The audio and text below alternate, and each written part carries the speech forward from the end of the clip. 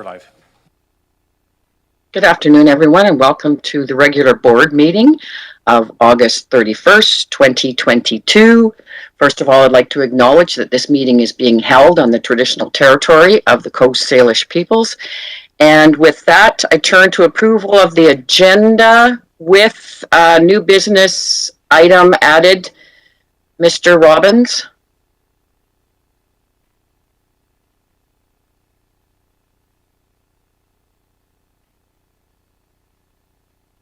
Madam Chair, just a point of clarification.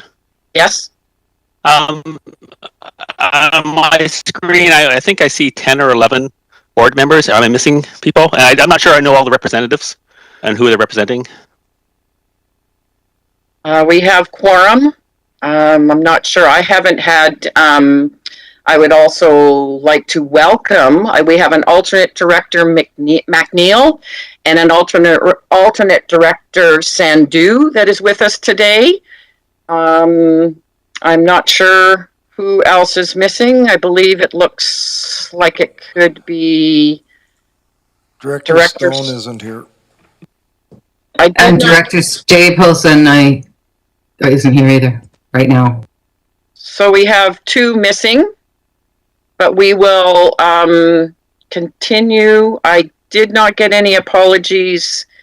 It could be that Director Staples is just late coming on. I have not heard from her.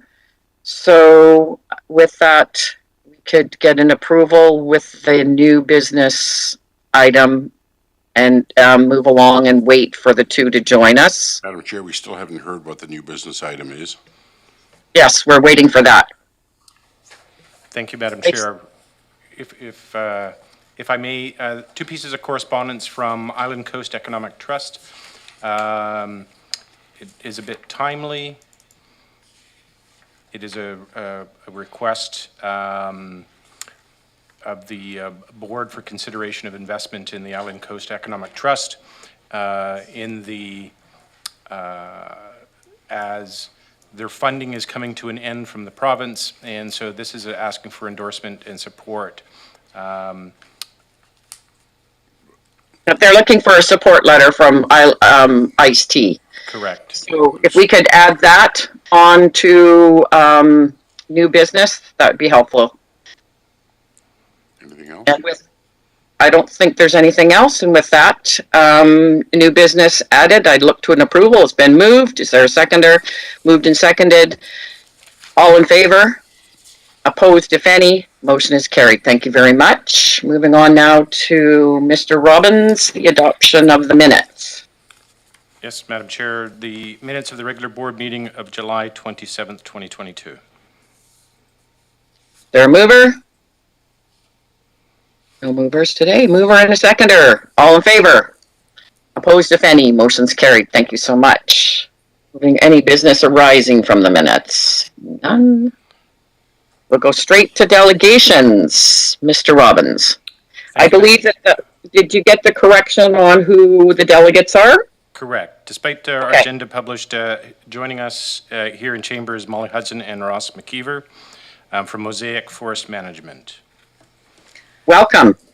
You have 10 minutes. Thank you, Madam Chair. Oh, there you are. Hi, Molly. Can you hear me? Yes. Great. Thank you, Madam Chair. Thank you to the board for this time today. I am joined today by Ross McKeever, who is going to provide an update on a few of our real estate endeavors, and I'll be providing an update on a few of our business activities, as well as a couple of exciting projects we'd like to share with the board. Can I confirm that I'm in control of the slides, or yes? Here we go.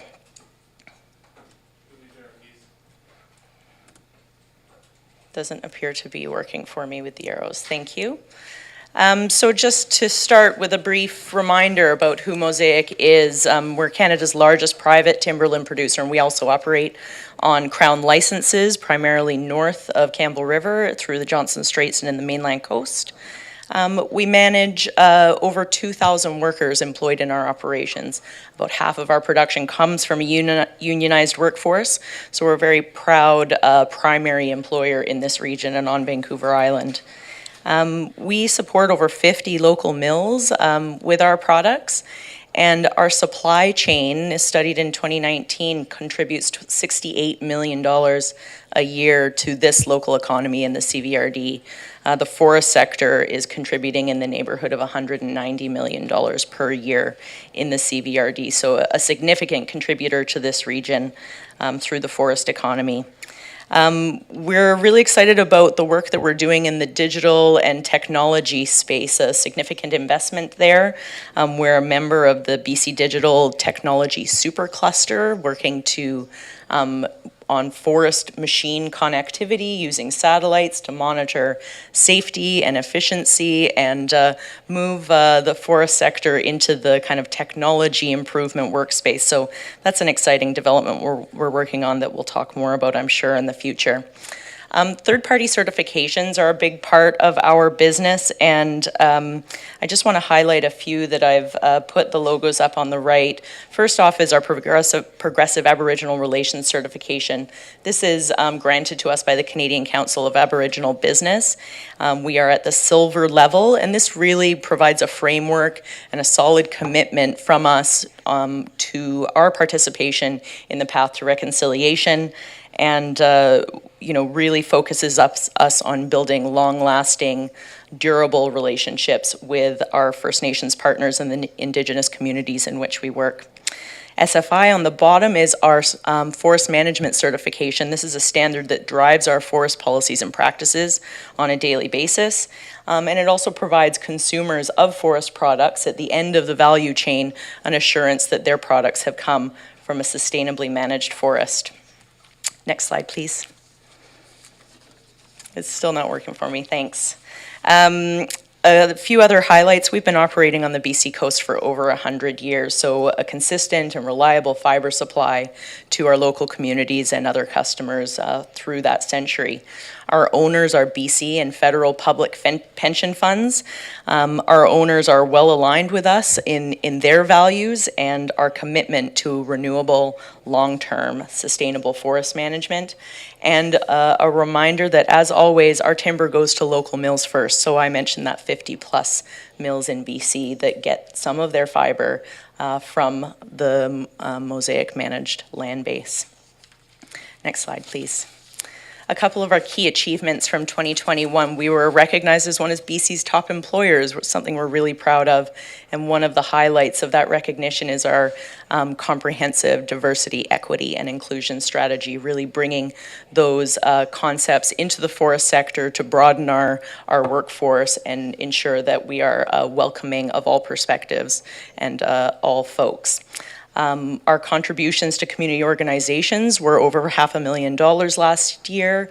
Some of our banner contributions were to the Pacific Salmon Foundation and the Marmot Recovery Foundation, longtime partners of ours, but it goes all the way down to a couple $100 to a local festival or event. So lots of organizations supported by our programs. And finally, we're really investing in First Nations scholarships, over $125,000 in scholarships and training programs from trades levels all the way up to university degrees. Next slide, please. This project is something that's really exciting, and I'd like to spend a few slides on today, the Big Coast Forest Climate Initiative. You can see the website there. I encourage you to go look at it in more detail. This is a carbon crediting initiative that Mosaic has put forth. We announced it earlier this year, and if you go to the next slide, how it works is we have this 25-year commitment for 40,000 hectares of our forest on our private timberlands to be set aside from harvest. So these are areas that would have been harvested. They've been pulled from that harvest plan. And by doing that, those mature and old forests generate a carbon credit that we can sell on the voluntary carbon market to support other companies who are on their path to net zero for climate change solutions. Next slide, please. This voluntary market, is really an exercise in taking these practices that we're going to see at this local level, changing the way that we do business out there with respect to those 40,000 hectares and selling those credits to external parties. It's highly appealing to this market. It's a nature-based solution. There's a lot of co-benefits around wildlife habitat, key drinking watersheds, socially sensitive harvest areas. It reaches a number, or accounts for a number of UN's Sustainable Development Goals. And we have two important project extension partners. The Indigenous Protected and Conserved Areas Innovation Fund will work with us to research the future of those 40,000 hectares with each of the individual nations in whose territories those hectares are located.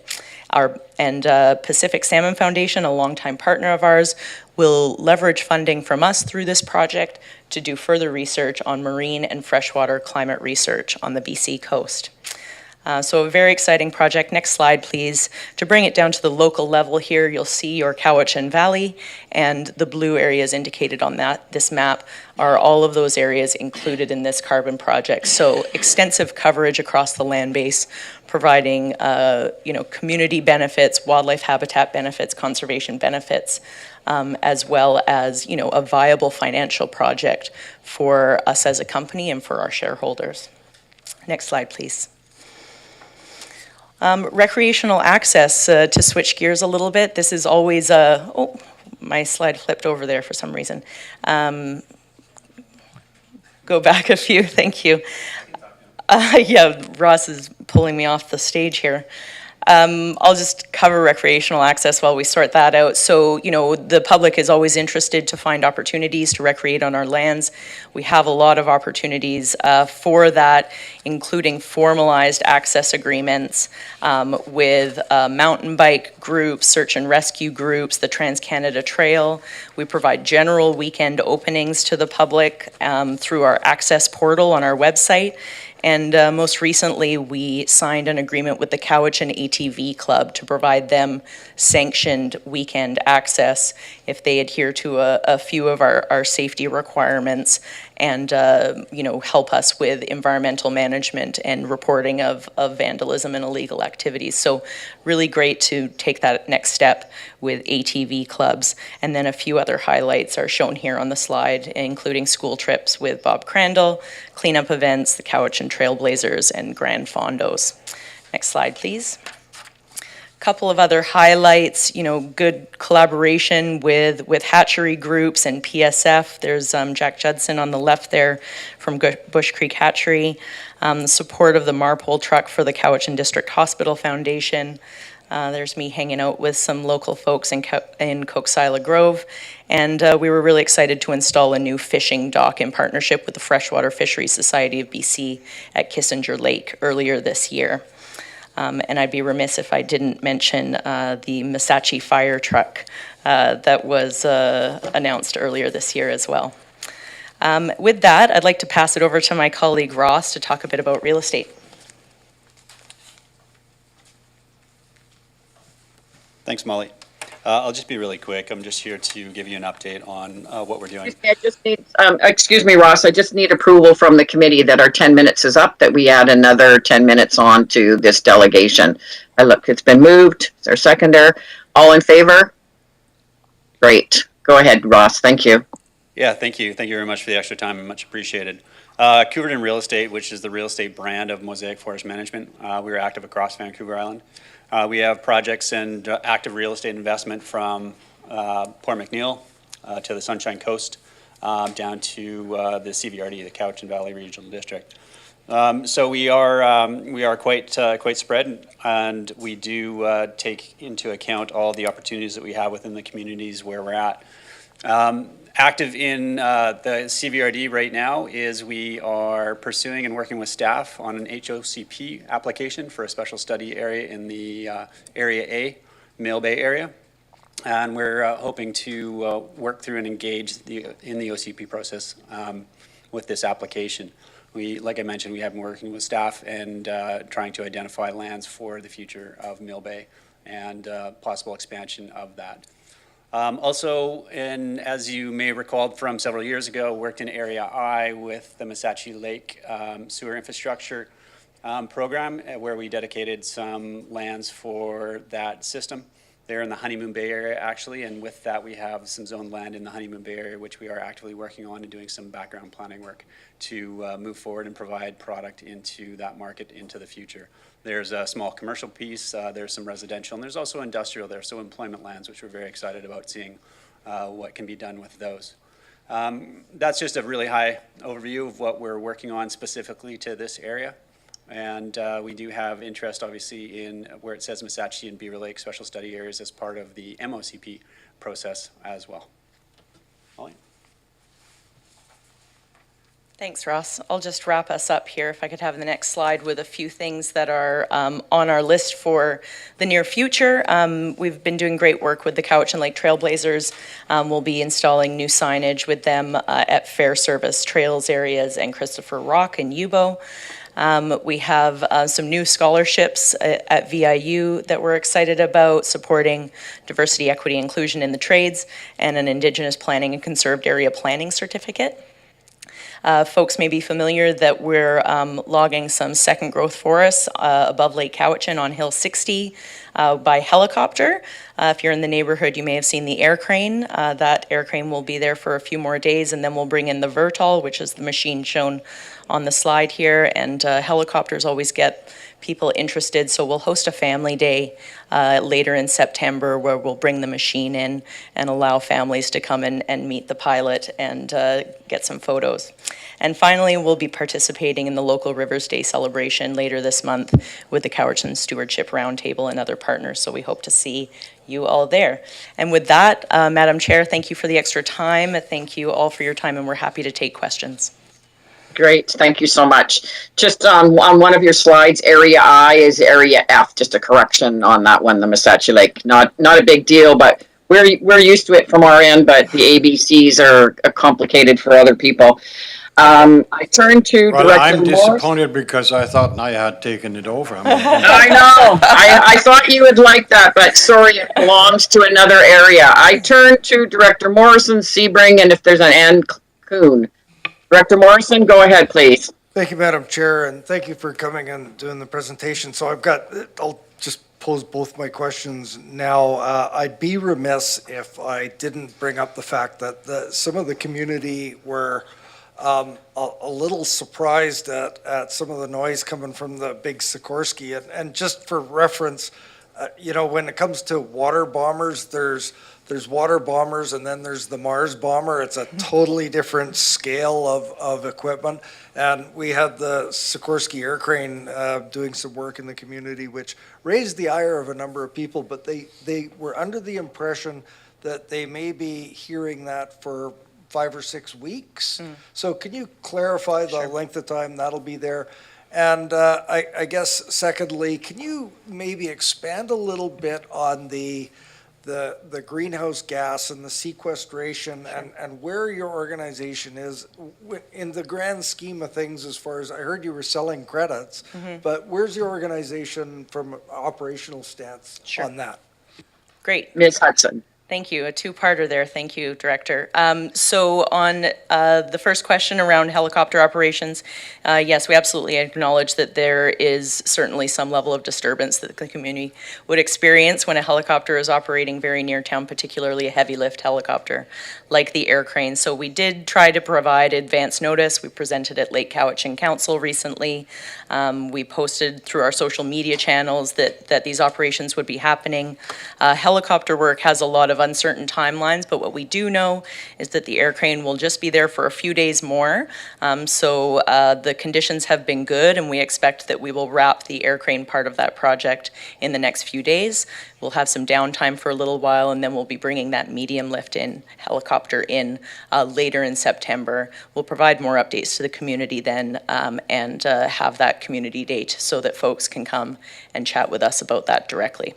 On part two, we have obviously this really exciting carbon crediting initiative, and that's about carbon storage. That's about trees that are storing sequestered carbon, and that's good for the climate. There's also the part of forest management that is exciting in that when we, sequester carbon in logs. We turn those logs into products. Those create long-lived forest products. We're storing that carbon, and then we're planting trees, and those new trees are sequestering CO2 out of the air into carbon and contributing to a path of reducing carbon in the atmosphere over the cycle of forest management. So, you know, owning forests is a great place to be if you're interested in reducing atmospheric CO2. On all of the other fronts, you know, we have a commitment to be net zero ourselves by 2035. We've done a lot of work on our carbon footprint overall, everything from the carbon in the forest that I was talking about to the fuel we use in our pickups and our logging trucks. So we're working towards some near-term solutions like electrifying our fleet, both our pickup trucks and our logging trucks, and looking to the logging equipment in the woods and how we can make those more fuel efficient.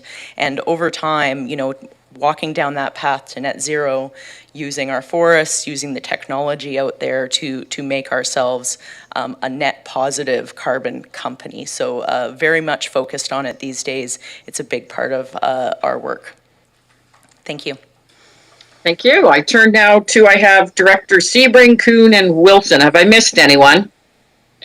Go ahead, Director. Oh, and then Director Martman. Go ahead, Director Sebring. Thank you, Madam Chair. My question is for Couverton and for the real estate side. So, Ralph, if you want to make your way back to the microphone. I was interested, Ron, I'm sorry. I was interested in your sort of list of things you're working on within Cowichan. And I was a little disappointed that I didn't hear Chemainus mentioned, the whole benchlands piece there. And I know that's a joint piece with another forest company. But I just want to let you know, as you know, I'm the director here, but I'm the mayor of North Cowichan. We still have a long-standing Chemainus revitalization plan that includes housing for that land, and we'd love to get moving on that. So I don't know what your thinking is on that or where that is on your list of priorities, but it's certainly something that we'd like to move forward on. Thank you very much. Thank you for the question, and apologies for the previous error, a typo. Yeah, the benchlands is an interesting spot. There is some details to work out on that piece of it. We went through the road taking along the edge there a couple years back, and we see the improvements along there has just really made a big difference to that frontage in that area. We do look at the Chemainus area and the Chemainus lands that we have from an industrial point of view as well. And looking at the integration of the existing industrial activities in that area and how we bolster employment lands in there in coordination with housing. So those things side by side, I picked the highlights out of what we are currently very active on. But rest assured that Chemainus is on the list of what we are working on within the island and looking for the opportunity to bring product, whether it be industrial product, to add to the employment base, which we hope to do, and or the benchlands, which would be more of a residential play as you work toward town there. I mean, I don't need to tell you we're in a housing crisis. We need whatever we can get. So. Absolutely understood, and we're happy to take those requests. And that list that I pointed out within the CVRD and across the island is, Director Sebring, based on that. We have many communities up and down the island that are in the same undersupplied. Yeah, but we're more important. Of course you are. Of course you are. Thank you very much. Good try, Mayor Sebring. Okay, turn to Director Kuhn. Go ahead, please. I have a question, and I don't know if you want to or can answer it, actually. I would be interested in how much money is involved in selling the carbon credits. Like, how much money does Mosaic get out of that? I'm just curious. Sure. Certainly, I can't get into details. We actually haven't sold the credits yet. We're just at the tail end of the audit and verification process, and we hope to go to market later this year. But you know, we wouldn't be embarking on this project if it didn't provide financial returns to our company and to our owners. So the voluntary carbon market is now in a place where a carbon credit is in many cases equivalent to, and in some cases better than, the return for timber. So, finding those stands where that equation works out makes a sound financial decision for our company and has all of those co-benefits that I mentioned around water, terrain, wildlife values. So we really see it as an elegant way to manage our forests alongside all of the areas that we're going to continue to harvest. But some key areas are more valuable generating carbon credits. Follow-up, Director Kuhn? Yes, I would think that probably it would be beneficial for timber, for Mosaic then to leave areas that are difficult to get to, because it costs more money to get that timber out. So then you'd be tempted to say, well, let's just leave that for carbon credit. So anyway, that's Yep. just a thought. Yes, so those 40,000 hectares, it's a sizable project, right? Yeah. That's a significant chunk of our private timberlands. That's the exact decision-making process that we went through. So these areas do have to be harvestable. We have to have had a plan to have harvested them, and then by not harvesting them, the carbon credit is generated. Thank you. Thank you so much. Thank you. I turn to Director Wilson, please. I have you, Director Marsh. Yeah, thank you, Madam Chair. Thank you very much for that presentation. I've really enjoyed that, and I know that you guys do as much as you can. One of the things that really impresses me here is the training programs that you've got in place, because this is one of the most important aspects of bringing our industries and our youth up to date with everything that's going on. So thank you for that. I can't emphasize how important that is, and I'm very pleased to see you going. With the carbon project that you've got, the areas that you've pointed out, and you may have answered this one, but bear with me, that you gave an illustration of the total area in the Cowichan Valley itself. Do you know, I'm sure the answer is no, do you know how many hectares that is within the Cowichan Valley, and will it be publicly available so that people can walk it and visit it, etc.? So certainly, you're correct. I don't have the number on hand with me today, but we are sharing with our regional district and municipal partners some broad numbers. So we could run the analysis of how many of those hectares fall within the CVRD, and we would be happy to share that. That would be great. If you could do that, Sure. please, and forward it on to us. I would really appreciate it. Thank you very much. Happy to do that. Thank you. Thank you. I turn to Director Martman. Go ahead, please. Thank you, and I maybe I'll just follow up on the carbon crediting, and then I have a question about regional access. Sure. I just find it interesting that a forest company as large as yours is now in the business of not cutting trees down, which is strange times perhaps. And also, I don't know how you value or how Mosaic values that timber from a carbon sequestering perspective, because at some point down the road, perhaps it'll be more valuable to harvest than to go forward. And so I think I would look to the company to really wanting to make a big statement by saying, this isn't going to be harvest, because we do value the not just the monetary value of it, but also the aspect of doing something for the environment. So I don't know if you have a comment about that, and then I have a question about regional access. Sure, yeah, I'll comment on carbon. We remain very much in the business of cutting trees. That local forest economy is very important to us and all of the contractors that work for us in our supply chain. So we will continue to be a timber harvesting company, absolutely, going forward. I mentioned our extension partner, the Indigenous Protected and Conserved Areas Innovation Fund Center. And so really the funding that we provide to that group is going to answer that question of what's next. So those 40,000 hectares will be studied over the next 25 years, which is the project duration. And working with each individual nation in whose territory those hectares are, we will answer that question of what we should do next. And it may be that those areas should go into another carbon program. They should become a conserved area. They should become a cultural area. So we have 25 years to have those discussions and that directed research to help us answer what the best use of those lands will be after the project. Follow up, Director Martman, you have another question. Yes, I do, and thank you. I hope to be around to watch that unfold. As do I. And the question I have is, thank you for bringing up regional access. Something that's important in my community. We're up here in Area H, which is, alphabetically doesn't make sense, but we're up in Yellow Point and and just north of Ladysmith. And a couple of things get confusing to me. Maybe you can explain this. Do you have the same policies around public access to your private lands versus public lands or crown land? And the second follow up to that would be, what is around this area? In terms of, is it public? Is it crown? Is it Sure. private? So in this regional district, including your area, all of Mosaic's managed lands would be private. Our crown timberlands, our crown licenses are located around Campbell River and north of Campbell River.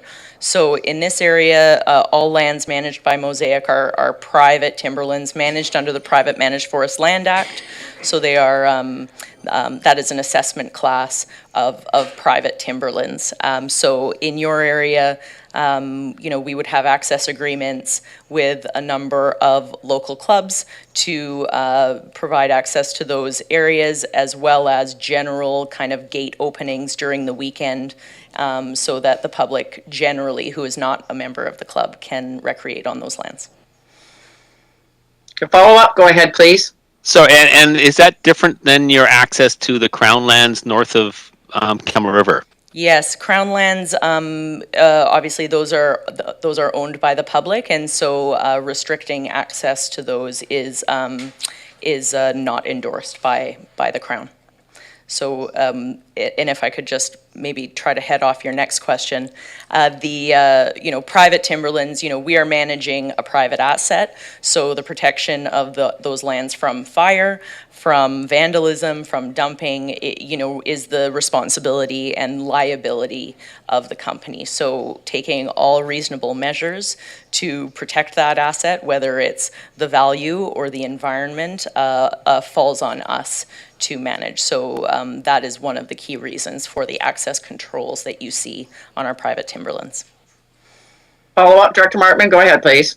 And do you charge for access on private lands? We don't. So when clubs join us and go through our access permitting process, there is an administration fee to get those agreements up and running. But all of the weekend openings are free for the public, and the administration fee involved in getting a permit with us is nominal. So most clubs do not find it to be a barrier.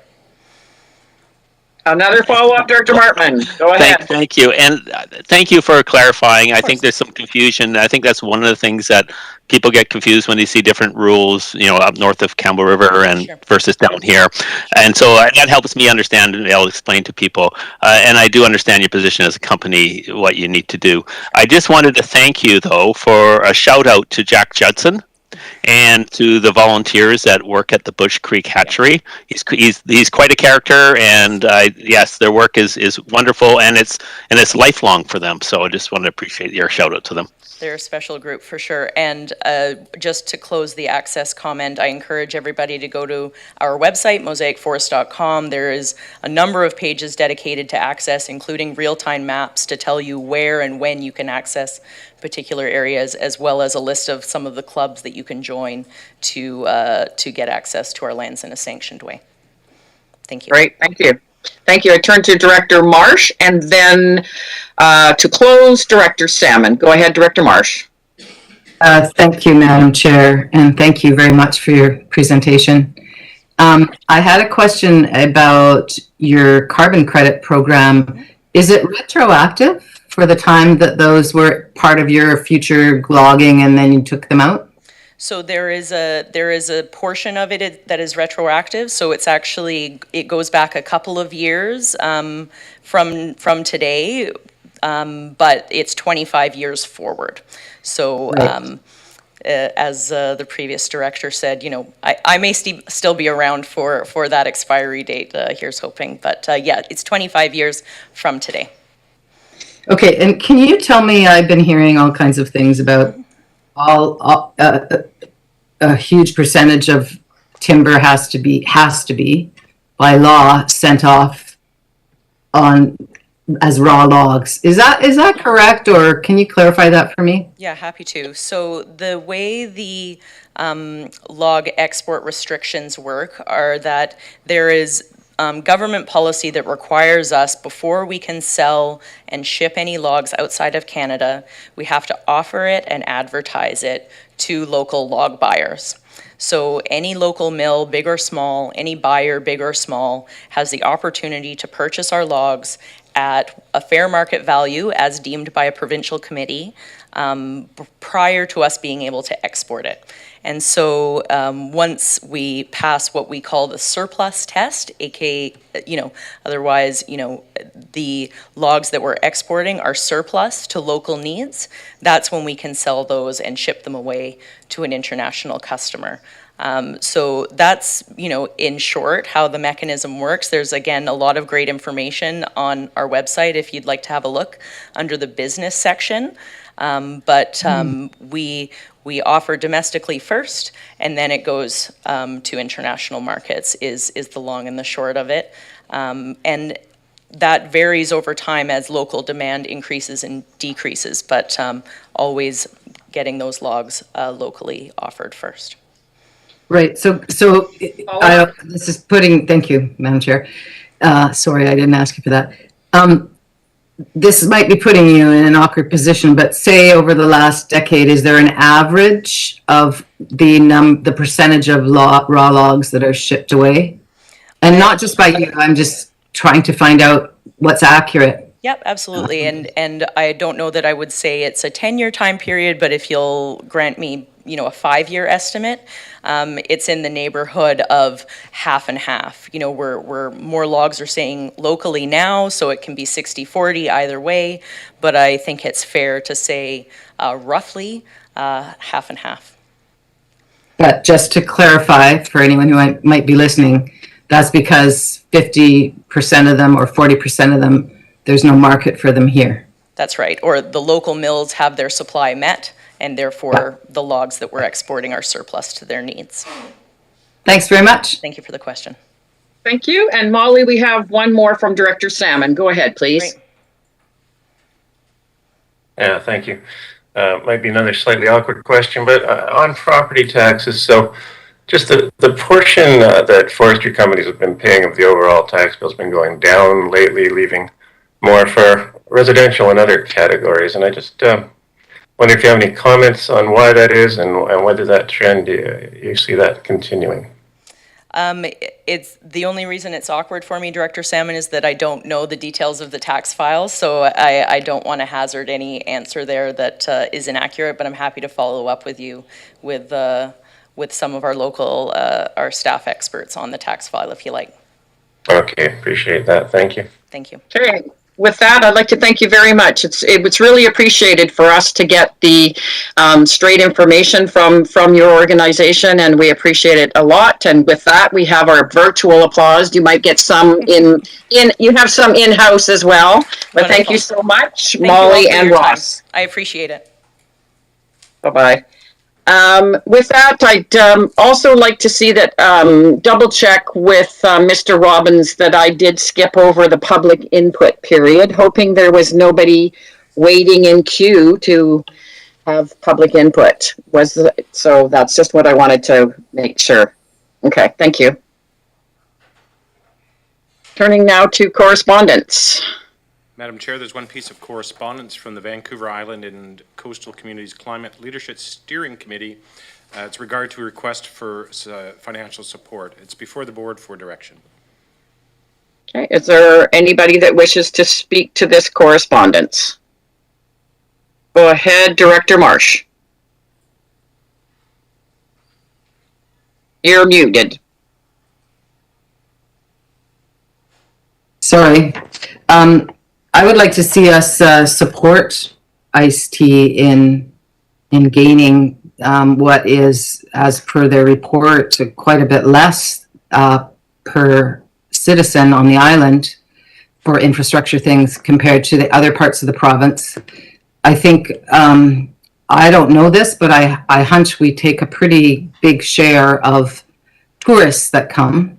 And For somebody thinks, information, I think that might be another agenda item. Yeah, I'm just going over myself. This is the one that is on our agenda. That one I think you're speaking to is the new business. All right, okay, I'll So stop. we're right now on Vancouver Island Coastal Communities Climate Leadership Steering Committee. If anybody wishes, and that one is for direction.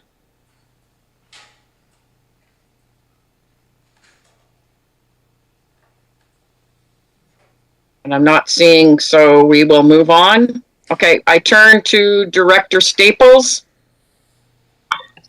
Sorry, I was just thinking that Director, I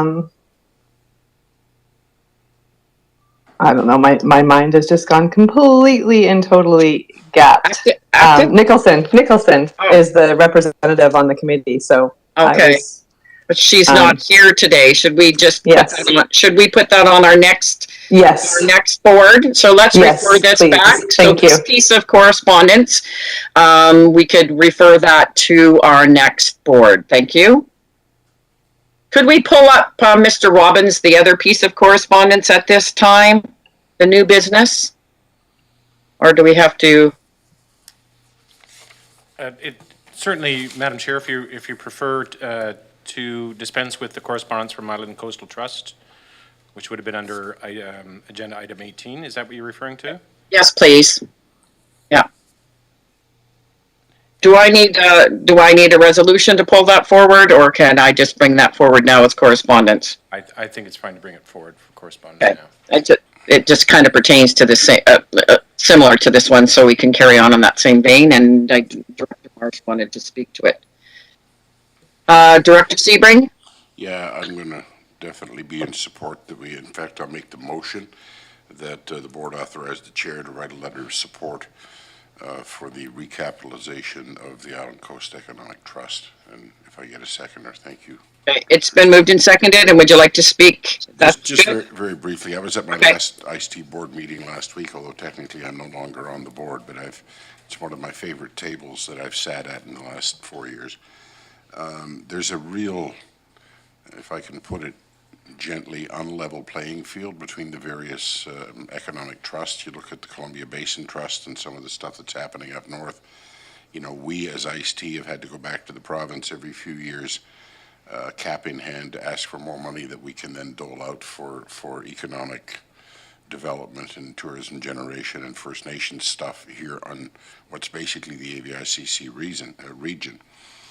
And what this ask does is it says, you know what, capitalize us the way you capitalize the other trusts, and we'll never have to go back and ask for money because it's $150 million in the fund, and we basically operate the thing off the interest. And it's a one-time thing rather than continually having to go back to the well to ask for new funding every 5 or 6 years. And this is going to come up hopefully at UBCM. There was a resolution that was forwarded from AVICC, and the Resolutions Committee at UBCM said, no, it's a regional issue. We determined at the ICE-T board that we're going to try to move that out of non-debatable and get support of the entire UBCM membership for it. So there was lots of stuff coming on this file, but one of the things you're looking for is letters of support from local governments and organizations. So I would strongly urge us to support my motion. Thank you. Thank you. Mr. Robbins, can you just read that resolution, please? I mean, read this, what it says, because we don't have it, and I don't have it in front of me. Thank you, Madam Chair. I'm just bringing it up here. Thank you.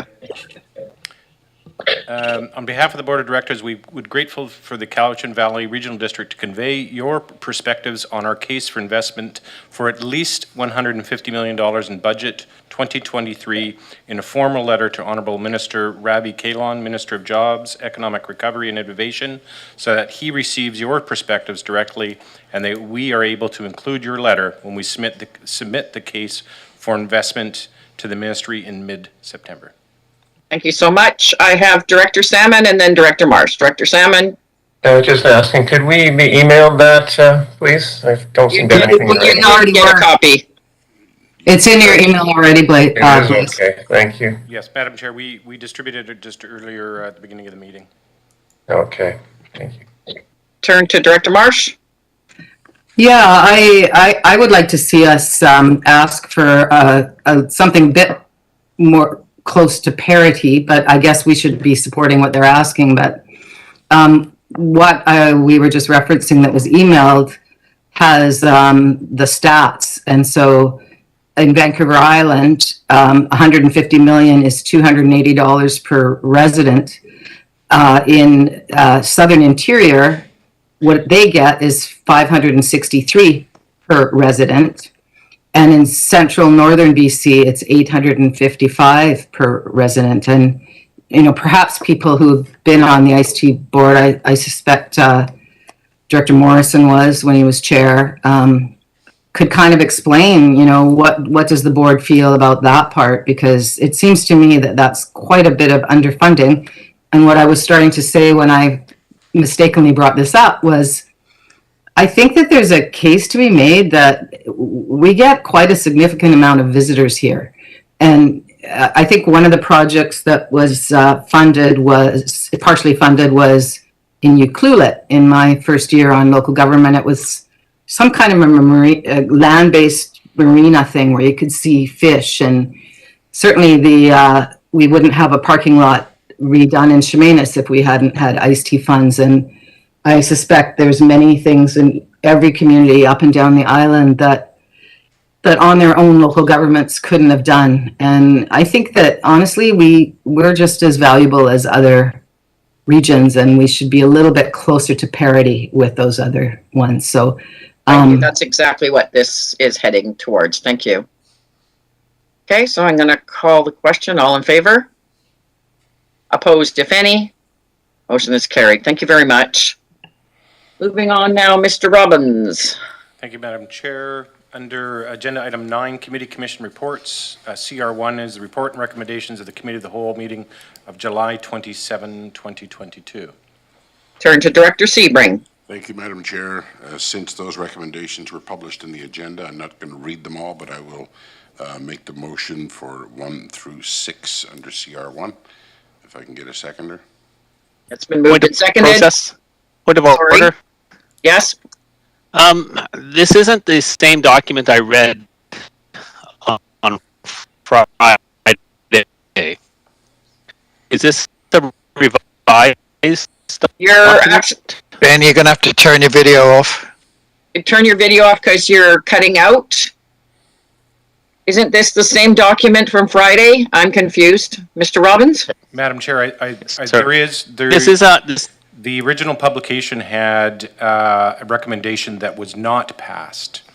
And so the original did have 1 through 6, 1, 2, 3, 4, 5, 6. In the revised, 3 was eliminated simply because it was not passed at the July 27th meeting. So the recommendations, they're numbered 1 through 6, but there's only 5 of them. So it's actually 1, 2, 4, 5, and 6. Correct. Great. And I think, Director Martman, was that your issue? Oh, dear. I think it would be helpful to know if it's a revised document when a document is revised after it's published, because thank you. I don't know to go back and look for or not look for if not indicate that it's revised. Yeah, I do. I think I understood your question. You're completely cutting out. You're requesting that when that is republished, that you say it's revised. There, most of the time, staff does do that. So that's just a reminder. I appreciate that. So currently, we have on the floor 1, 2, 4, 5, and 6. It's been moved and seconded. I'm going to call the question. All in favor? Opposed, if any? Motion is carried. Turning now to CR2, Mr. Robbins. And that is the report and recommendations of the Committee of the Whole from the meeting earlier today of August 31st, 2022.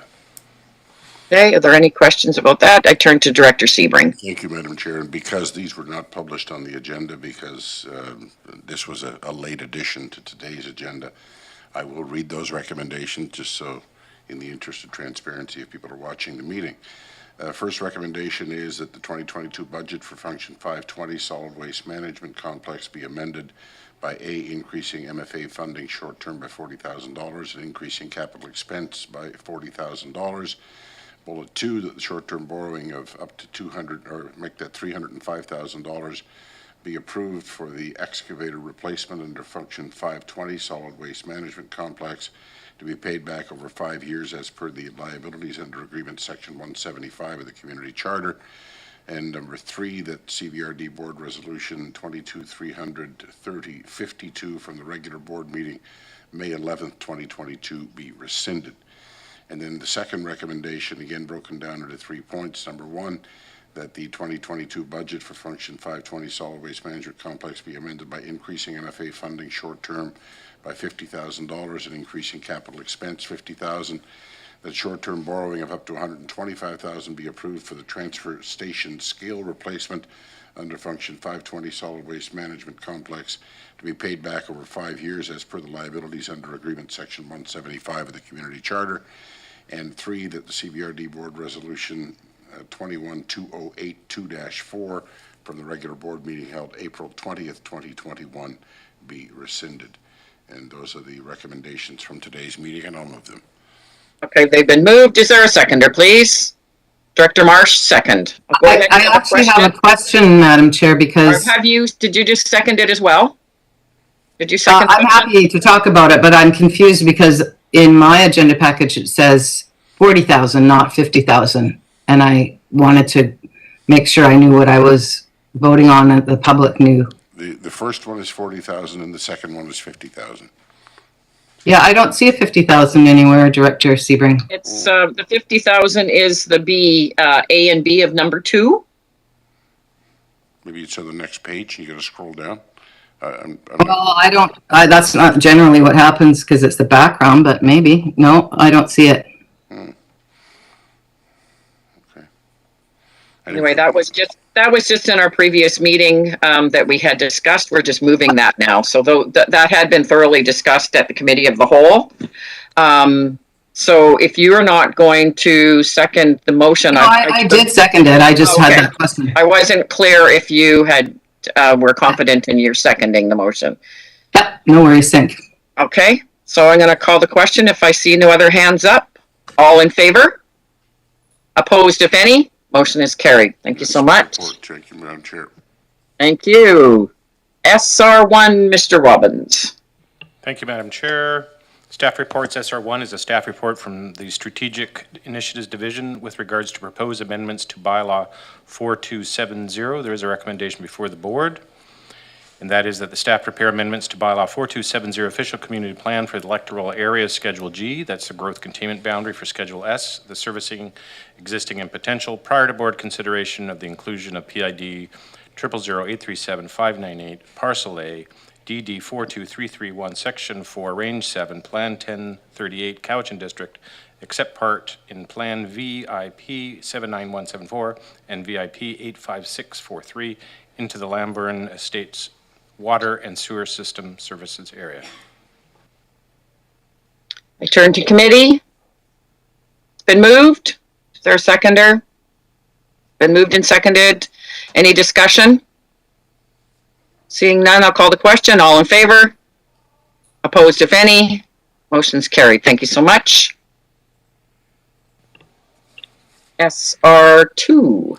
SR2 on the agenda is a staff report from the Legislative Services Division with regards to proposed revision of the 2022 board meeting schedule. It's for the board's direction. I turn to the board.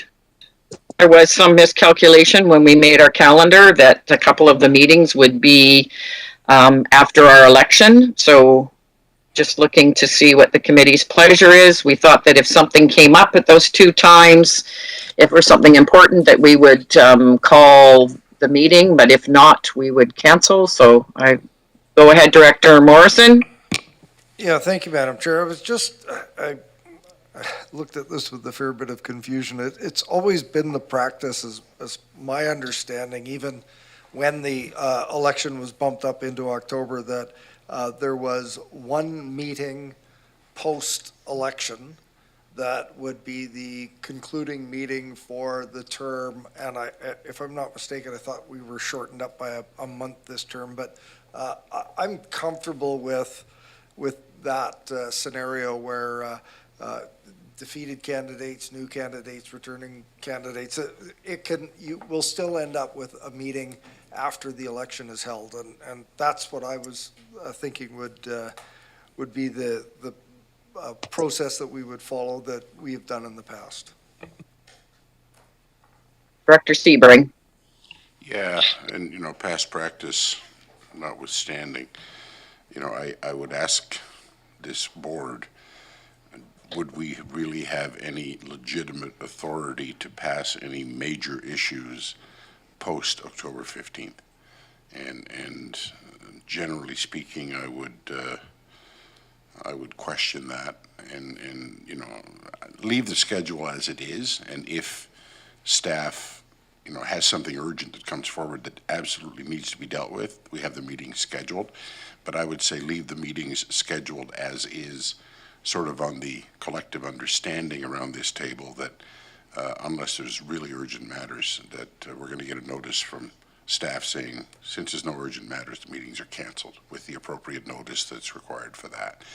I honestly, I have no desire to have a post-October 15th meeting where the retiring and perhaps defeated directors have their swan song.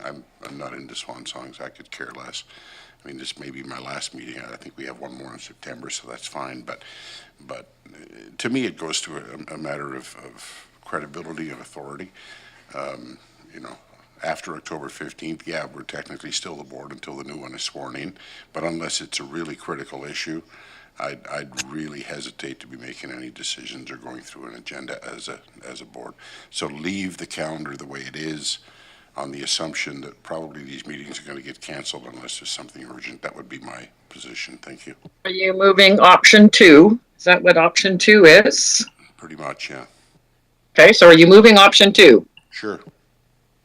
Is there a seconder for option 2? There's a seconder, Director Kuhn. Okay, discussion on option 2. Go ahead, Director Acton. I agree with everything that's been said so far. I would also go as far as the October 12th board meeting as a questionable board meeting as well. But leave it up to staff. Hopefully we can do what's needed. Thanks. Okay, I turn to Director Martman and then Director Marsh.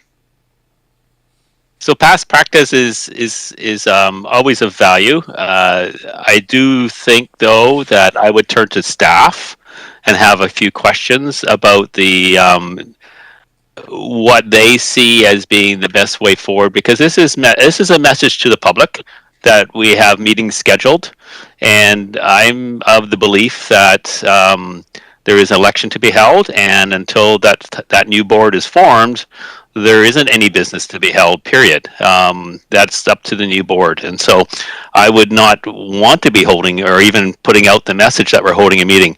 If there is something so critical, then the chair has the power to call a meeting. And I would leave it at that and remove them. So I wouldn't be speaking in favor of this. Mr. Elzinga. Thank you, Madam Chair, and both options I've just heard are viable. Staff are looking for the opportunity to provide something urgent or to bring something urgent to the board in that time period between the election and the inaugural board. However, I've heard that staff will not be bringing things forward unless they are of a critical nature. So it is up to the board whether you want to keep the calendar as is to allow for that eventual opportunity or to call a special meeting if required. I see both as viable. I would turn to Mr. Robbins if he has the same opinion. Mr. Robbins. Madam Chair, I do indeed. Okay, thank you. And is that it, Director Martman? Okay, I turn to Director Marsh and then Director Salmon. Go ahead, Director Marsh. I'm not sure if this is part of the motion exactly, but I appreciate Director Acton's viewpoint. However, I think that the election doesn't happen until the 15th. And I understand, I don't think what this board would be bringing something that would, nothing can fetter the next board. I don't imagine staff are going to be bringing anything controversial, but we have a mandate until that time. So I think we should meet in October as well. 3 days before the election. I think that would that be the board or would that be the EASC? That would just be following it said, Yeah, that's the board. Sorry, I'm having one of those brain moments too, but yeah, I mean, I think the regular business, should continue, and we've already missed a couple meetings over the summer. I don't know why we would miss 2 more in October. It just doesn't make a lot of sense to me. But so that's my thoughts. Thank you. Director Salmon, go ahead, please. Yeah, just as ESC chair, noticing we've actually got not 1 but 2 post-election meetings scheduled, October 19th and November 2nd. So maybe just a question for staff: is there any reason at all, at least that November 2nd? Why is that there? Go ahead. I believe that we approved the calendar. Go ahead, Mr. Elzinga. Thank you, Madam Chair. Through to Director Salmon. So the report is because we're unclear as staff whether the board considered the election when they adopted the calendar. So with the meeting schedules as written, yes, there would be an Electoral Area Services Committee. Again, staff would only be bringing forward urgent items if required. Follow-ups? Go ahead. Okay, so, well, that makes sense as far as the October 19th, but not the November 2nd, as far as I can tell, so. Well, I think it would be the same thing because it's in the calendar, only if there's something urgent. Okay. And we are still considered that board until then, technically. So we would, I'm sure there wouldn't be, but we're not going to say that it's not. Director Sebring. Yeah, just for clarity, to Director Marsh's point earlier, what my motion does is it says we're going to stick with the current schedule. The meetings that are scheduled for October, and presumably the EASC meetings, will stay on the schedule. And the only way they won't happen is if staff comes around and says, you know what, there's nothing urgent to deal with, and staff will cancel those meetings. But the schedule remains unchanged this way, as opposed to the other option was to cancel those meetings and then have staff scramble to call special meetings if those were necessary. I think this is just easier. So I just wanted to be clear that this maintains the present schedule. That's all. Thank you. Thank you. I'm going to call the question. All in favor? Opposed, if any? Director Morrison and Director Smith are one that's popping up. Smith, Morrison, Martman, Marsh are opposed. Motion is carried. And Salmon. Yeah, thank you. Okay. And now, Mr. Robbins. Madam Chair, nothing under agenda 12, public hearings, agenda item 13, bylaws. The first under that section B1. Point of order, we missed SR3. SR3, remuneration. Compensation. My apologies. I don't know why I ticked that off on my running tally here. SR3 is a staff report from Human Resources Division with regard to director compensation information. This is for the board's information. And this is for information. Are there any questions? Turn to Director Wilson.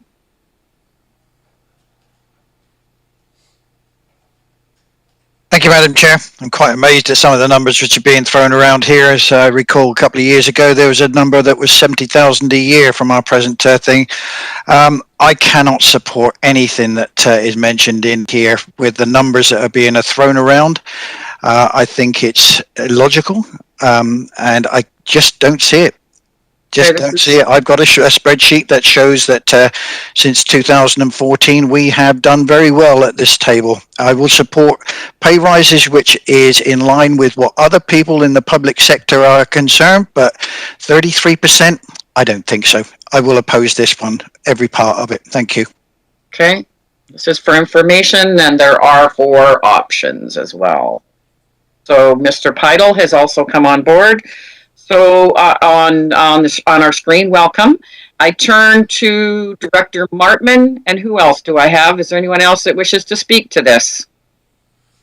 Director Martman and Morrison, go ahead, please, and questions for Mr. Pidle. He is online. Thank you. And, as a new, I can use that word one more time before. I don't know about that. Okay, as a director that's dealing with this for the first time, you know, and I try to find the way. I find it to be such a conflict of interest. I would love a raise, you know, but at the same time, I do not want to be the one deciding on my raise. So I really see option 3 as being something solid. We would, from my perspective, the window has closed for this term, but this is something that I think it takes it away, it puts it arm's length, and it relies on doing this on a regular basis. And I think much like the public sector and private sector, people go through regular contract reviews. And so this is just that to me. And you end up not having to wrestle with this during COVID times or during pandemics. And who would have thought we have a budget surplus instead of a deficit, and all the, you know, as a province. And so I just say I would turn to the board to say. Are you moving option 3? I am moving option 3. Thank you. Is there a second? And there's a seconder for option 3. So option 3 is on the table, and I turn to Director Morrison. Thank you, Madam Chair. And, you know, I just look at the work that was done by the committee. It was recommended that it be included in budget discussions. Clearly, the appetite has been lost by this board to address something that was passed on to them by the previous board. And I just anticipate the same will happen in the next term. I can't see a new board being enthusiastic about addressing the compensation issue at the beginning of a new term. Doesn't matter really what format you take. It's going to be a question that we ultimately have to vote on what the compensation will be.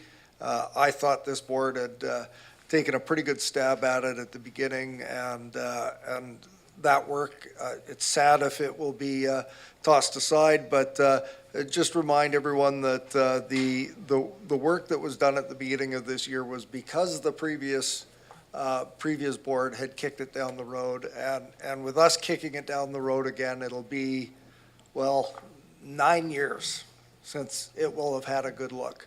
So I just remind everyone of that, whether or not you think that the pay level is adequate now or should be higher. I think we had a responsibility to address this, and I think it would be a very simple thing to put it into the budget for consideration, and that it be looked at when the new board approves the new budget. But I will step back and go with the will of the committee.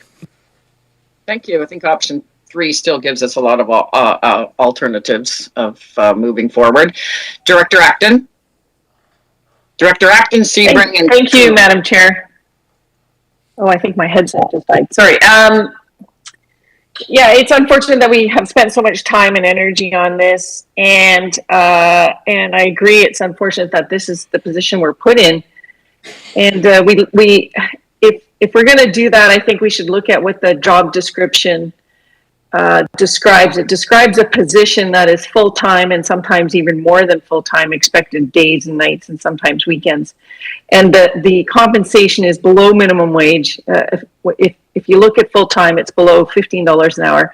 So it's really like, it's unfortunate that we don't value our positions the way we should, but you know, I get it. Every time this conversation comes up, it's not a good time. And right now we're moving into an election. So there would be too much fear to state how we, you know, to be bold. And we've already worn this as the community already thinks we gave ourselves a raise. So we'll get to listen to that during the election as well. So it's interesting, and it's really unfortunate that someone, an entry-level clerk can come in and have almost twice as much pay than a member of a board. So it just shows what we value to me. But anyway, I will stick with the committee as well.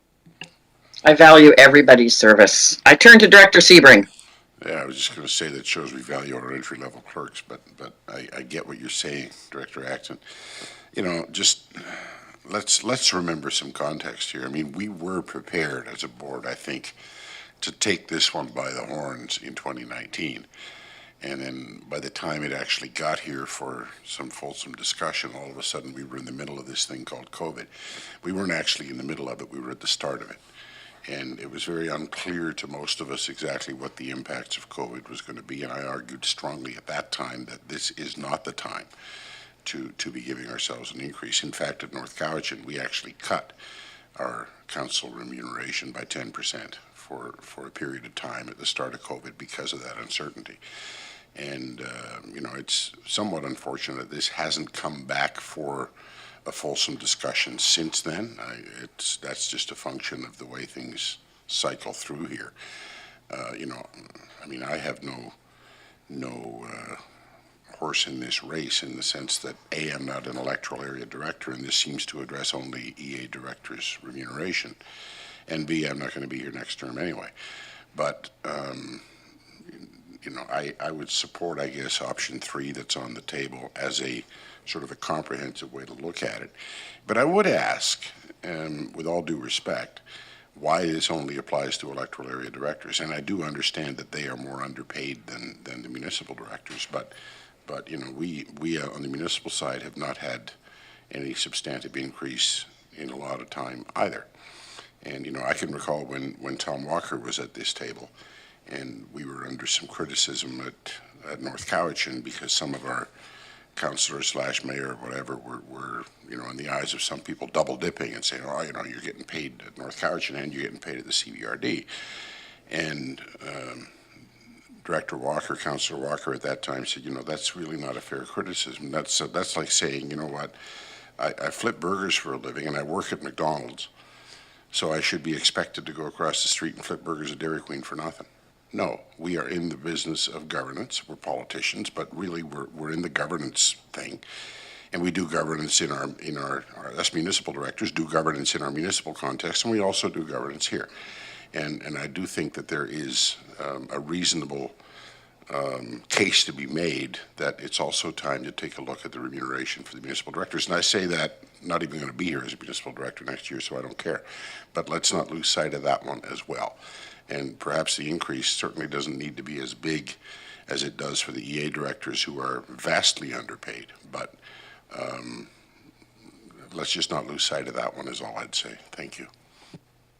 Is that a question for Mr. Pidle? That was not a question. Okay. All right.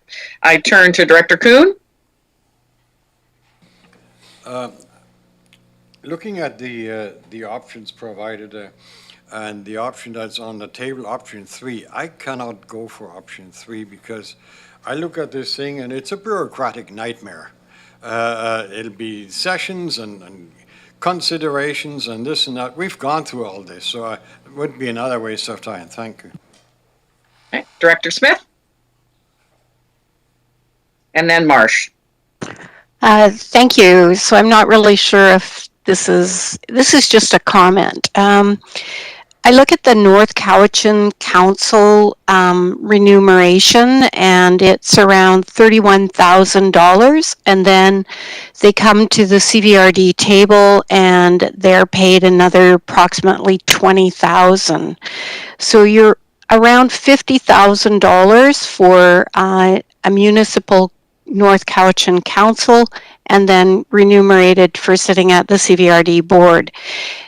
Electoral area directors are paid approximately remuneration of $34,000. So we're almost $20,000 below North Cowichan Council, who does the both jobs. And I know that may seem like we are undervalued as electoral area directors, as it's been said. We work extremely hard. We have no council. We're on our own most of the time. It's a 24/7 job, and I love it. I really love being able to accomplish things for my community and for the whole of the CVRD, sitting at all the different tables. And I think that we're all sitting here because of that, because we have a sense of community and we have a sense of the CVRD. But I think that it is hard to kind of look around, and for some of the people who are thinking of running for election, this is not an easy position, and I think that the remuneration is a little bit too low for sure, and there has to be a way of finding it. We are not in a good position at this time to look at it, and I think that we need to step back and shove it one more time down to the next board, because they're the ones that are going to be the ones that will receive an increase if it's possible. Thank you. Okay, turns to Director Marsh, and then for Director Martman to close, and we're speaking on option 3. Go ahead, Director Marsh. Oh, I make Director Wilson to close. Go ahead, Okay, so Director thank Marsh. you, Madam Chair. It seems to me that I don't see that the next board would feel any more comfortable than this board. And what I feel and have always felt is it's unfair that the province can tell us all kinds of things, but they won't set remuneration that's sort of equal to the population or whatever. I will not support option 3. I will just say I went to an event, a music event this week in Chemainus, and one of my close friends said, I know you're not off duty, but, and then they started talking, and I actually put my hands on her shoulder and I said, pretend my t-shirt says I'm just taking a night off, and she just kept talking. And so as I hear the area director speak, I think, well, I'm one of 7 people, and everywhere I go, invariably someone wants to talk about something. I don't know how it would be if I was one person in Chemainus. Do you know what I'm saying? I think that we have to have courage, and you know, this does keep getting punted down. We've spent time and money on this, and I understood together we agreed that before the next election we would look at this, and so I would support option 1. When I hear what Director Smith said about the difference and of compensation between the North Cowichan directors and area directors, you know, it's kind of, I don't know, I don't want to say a word that's going to wind me up in the newspaper, but it just feels really unfair that these area directors have all of this responsibility. They have to deal directly. They've told me that it's like being the mayor of a community. I believe them. There's no reason I have not to believe them. And I just think they're undercompensated. And if we want to have people who aren't just retired to take these jobs, if we want to have young people, I think we need to increase the compensation. And so I'd happily vote for option 1, but I will not support option 3. Thank you. Okay, I have Director Martman. Well, actually, I'll go to Director Martman, Wilson, and then Staples. Go ahead, Martman. Thank you, Chair. And, you know, really good points across the board. And I think, you know, it isn't that we're on a different page or different positions on this. I guess I don't believe that I should be voting for a raise myself or for others necessarily at this table. What I do believe is that we should rely on process, and that we should be able to be consistent and transparent and be able to get an outcome that would be considered fair. And that's the process I'm looking for. I'm not looking for a dollar amount. If that process turns out that it's a decrease, then the process says we get a decrease. You know, so, but I think where we all look at the end of it is, what's the final cost to our residents? What's it going to cost my residents to support this role of director? And my default is no, nothing. Nothing should be there. I've got people in my community, as you have in yours, that volunteer incredibly amount of expertise and time and energy, and I look at them and I go, wow, what it would be if all our politicians were volunteers. That's my utopia world, and you guys can all laugh, but it's not that case. And I understand there's reasons why.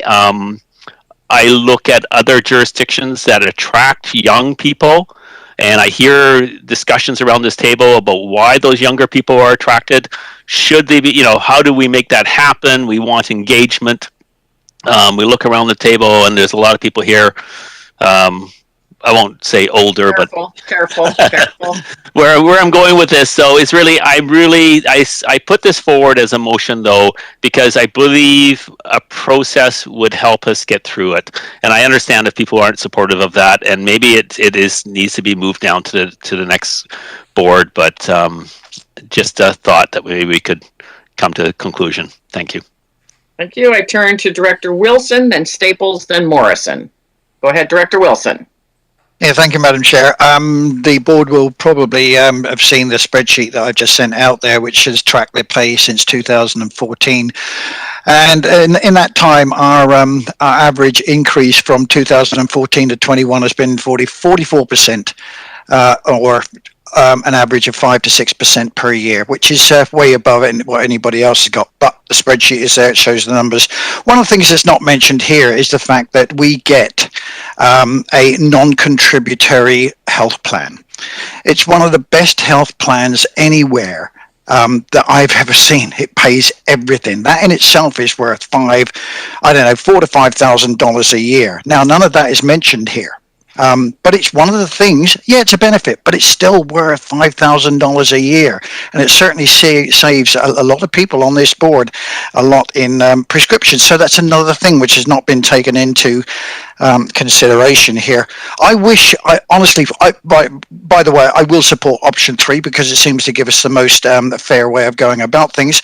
But one of the things I would love to see is an EA model. The European Union model says that when you come in, your job is protected. You will come in on a wage that you are earning now. That's it. If you're earning $100,000 a year, that's what you get paid. If you're earning $60,000 a year, that's what you get paid. Nothing of this blanket stuff that we've got here. That's what brings the young people in. Their jobs are safe for that 4 years. But more importantly, their tenure is limited to 2 4-year periods. Brilliant. That's great. If you're going to move on, move up. If you're not going to move up, then that's the end of your time. Then there's where the fresh blood comes in, and the people that we need. The young people that I've heard mentioned here.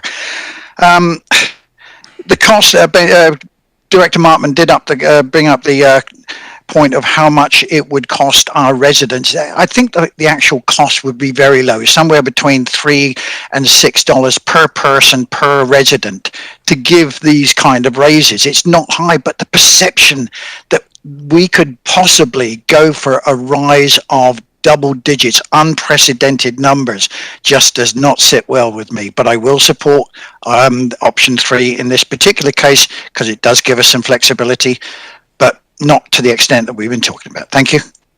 Turn to Director Staples, then Morrison. Go ahead, Director Staples. Thanks. Yeah, I was completely prepared to support option 1. Coming from the area directors, because as has been stated, this is really geared towards the area directors. And it means, this needs to be dealt with. Someone always has to be the one to do it, and people always have to be the one to bear the consequences of making these decisions. That's just part of the roles of, that we do. And perception, there's nothing that we can do about other people's perception. But a unified voice of the fact that this is important and these are the reasons why it's important. A lot of them have been already stated by people. That goes a long way to dealing with perceptions that are incorrect and that don't acknowledge, that these are actual positions. And it is really important that we are able to bring other people into these roles.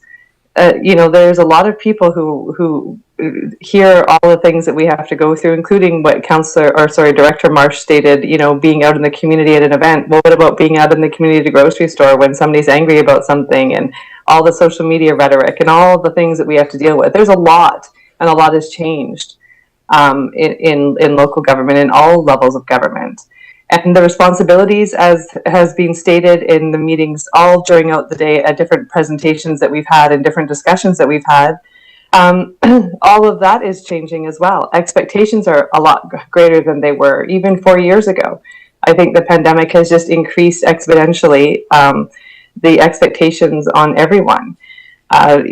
Climate, emergency response, all these different things that we're facing now as communities, the housing crisis, all these things, they all add extra pressure onto and time onto all of everyone's positions. And our regional districts are growing. I mean, our whole entire community is growing. And there's more and more people coming, which also means that everyone is stretched, more and more with dealing with community in different ways than they were 5 years ago even. And so I think that whether we make that decision today, I would absolutely support, moving or support number one. But I would really like it to be as unified as possible, I guess, a decision like that. And I believe that it's also important for us to recognize that the positions that each one of the regional directors, each one of us at the table, the positions that we take on, they come with a lot of responsibility and a lot of time and a lot of complexities. And so to be compensated for that is, it's important for us to value that also, and value the time that we all spend. A lot of people that do this are either retired or, like me, they work more than one job because they have to, because of the remuneration. I know younger people who just couldn't do this at all, particularly people that are in single family households, because they just simply couldn't afford it to even afford to live here. And so I would support number one. And I also recognize that the timing is, for some people, maybe the timing is not ideal, but the timing is never going to be ideal. So, and I don't think another board or we went through a ton of process, well, particularly the EA directors, to get this to the table. It was just not poor timing, it was just unfortunate timing prior to COVID or the beginning of COVID, and now it's back, and there's no ideal time. And so for the people who will come after us, I would fully support this. Or sorry, not this option, but I would fully support option number one. But we'll also, kind of concede to the direction of the EA directors, because this really is directly affecting all of you. So option number 3 is on the floor. I turn to Director Morrison. I don't know if Mr. Pidle, do you have anything more to add? Okay, go ahead, Director Morrison.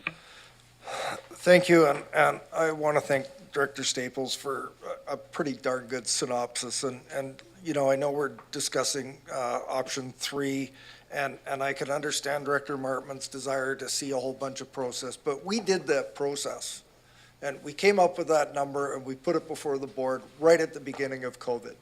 And it was unfortunate. And I still run into people that think that we gave ourselves a raise 2 years ago.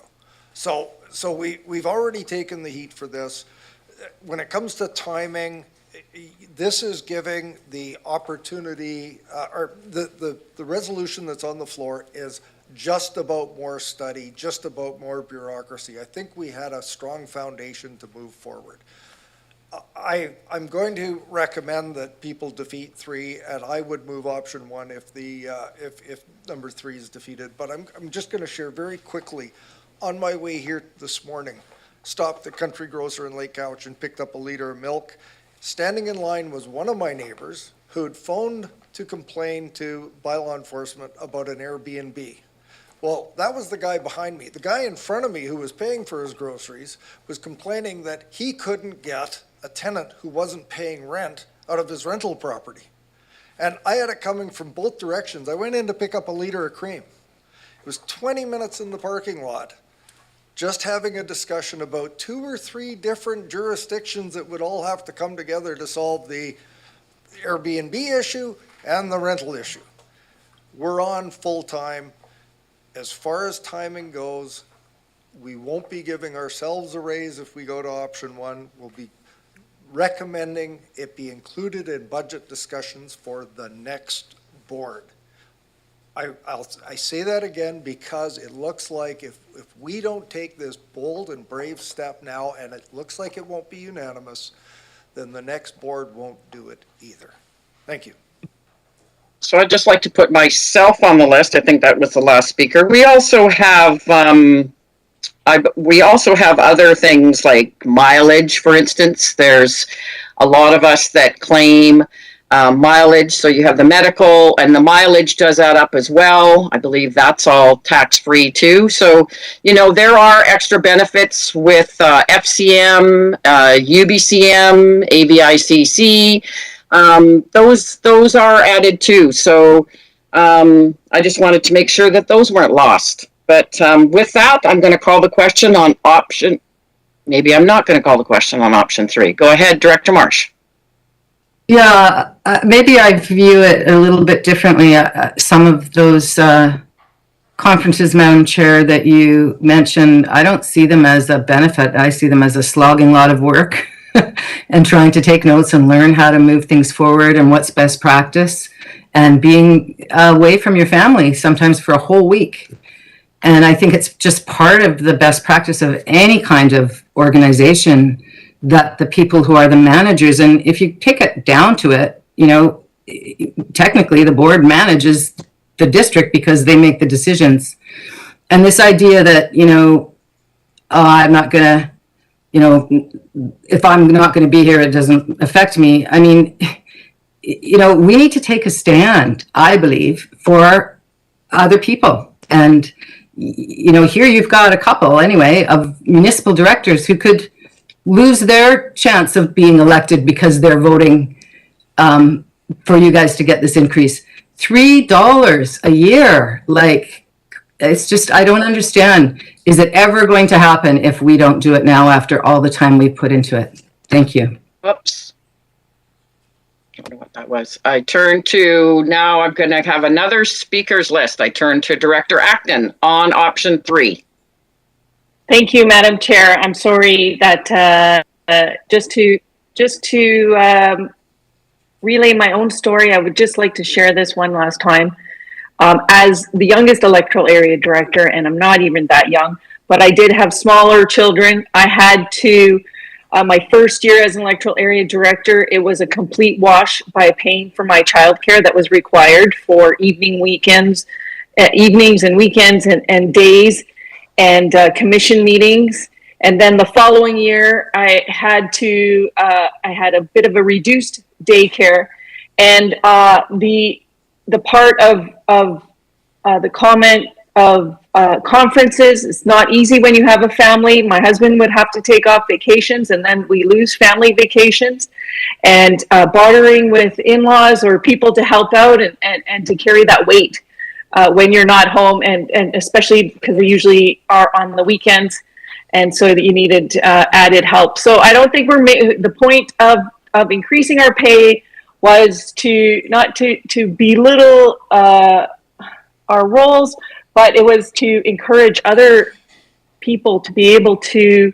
This has become an exclusive club. You have to be semi-retired or have an income in order to do this role. That's the case and point. Otherwise, it's extremely difficult to fit in any other kind of role. We had directors in the past, even 2 fathers on our last term, could not stay on the board because it was just feasibly impossible to take care of their family and do this role. So the role's grown, and the responsibilities have grown, and the support has lessened. As an electoral area director, the sky's the limit of the amount of work that you can take on. and to support your community, because we just don't have many of the services that municipalities have. So the community is asking for your support and advocacy on so many issues. Anyway, that's all. I just wanted to remind people about other financial situations that make this role very impossible. Thank you. I just wanted to clarify my AVICC, UBCM. These are all AGMs that we are supposed to be going to, but I just remind you that it still costs, it's a dollar figure that is still from the taxpayers. That's why I was just mentioning that. Okay, I turn to Director Salmon, and then hopefully we can try this again to close. Director Salmon? There we go. Computer problems. Yeah, I won't be supporting option 3. It's just, in the end, we still have to vote for our own raises, even after we go through that whole process. I think now is the time to do it.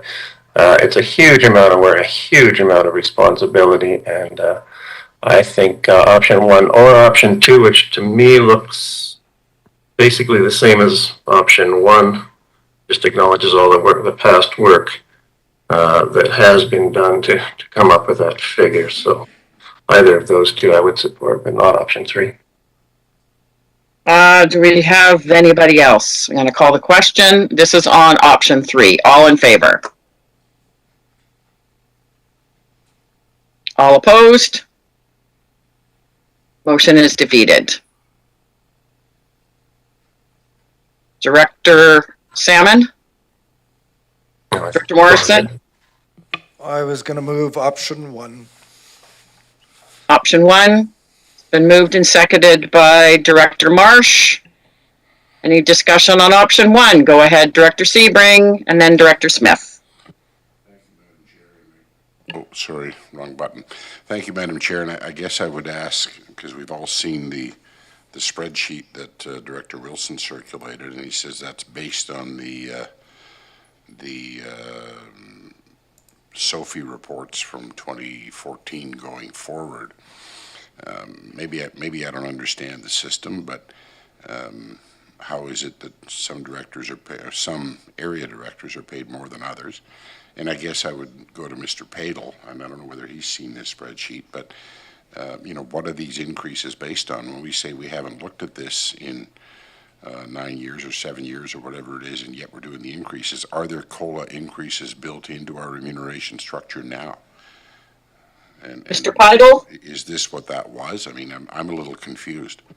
So you're confused on the SOFI. It's the SOFI report you're questioning. Yeah, no, I'm not questioning the accuracy of what Director Wilson provided, but I'm a little bit surprised at what Director Wilson provided, if indeed we have had increases of 41 to 43, and in one case 54% in electoral area remuneration since 2014.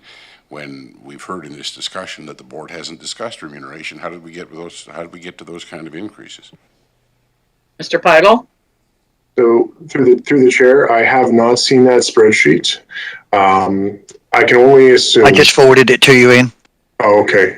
So I would have to have a minute to review it before I could respond. Okay, so you know what? We have been at this for quite a while. I'm going to call a 10-minute recess.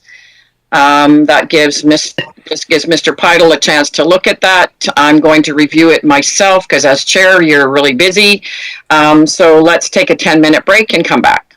Madam Chair, can I just ask for one clarification when we come back? Yes.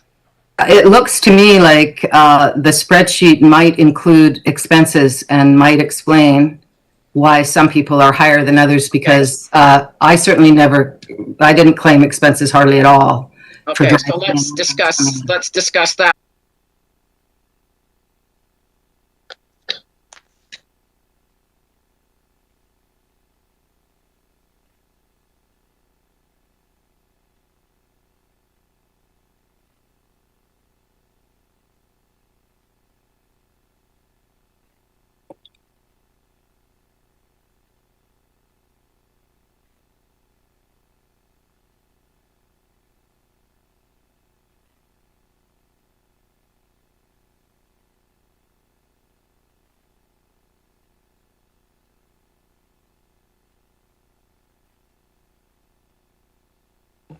back. Okay, thank you so much and welcome back.